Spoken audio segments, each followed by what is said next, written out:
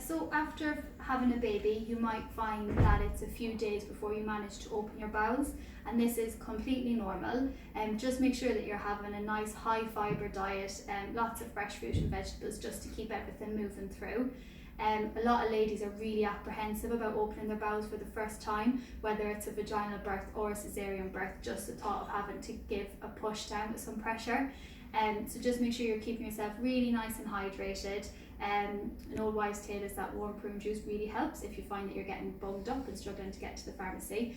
But if you find that it's causing you discomfort and you're not able to open your bowels, then do just go to your local pharmacy and ask the pharmacist there for some advice about what medication they can give you to help alleviate that.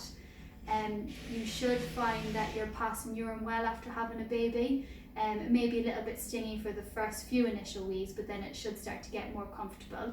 If you have any urinary incontinence, don't panic. This can be quite normal after childbirth. You should just really start doing your pelvic floor exercises again. But if you find that you've had, more than one episode of this, then do contact your midwife, because we can do a physio referral for you, just to get more in-depth little training techniques to do just to re-strengthen your pelvic floor to prevent this from happening. You should practice really good hand hygiene at all times, but even more so given the current situation that we're in. So washing your hands before you go to the bathroom, washing your hands after using the toilet, washing your hands before changing your baby's nappy, washing your hands after changing your baby's nappy. It's just really important that any time you do anything that you'll be touching your blood or anything like that, changing your pad, that you do really good hand hygiene.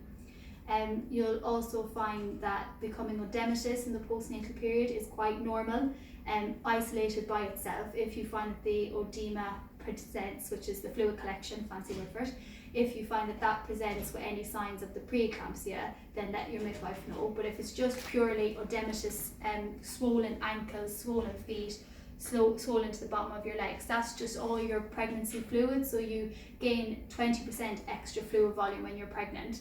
So it all just goes right down there because you're up and you're walking more, so it collects in your feet. So just try and keep your legs elevated when possible. Maybe when you're in bed in the night, putting a pillow in under your calves just to help the fluid flow back up towards your kidneys.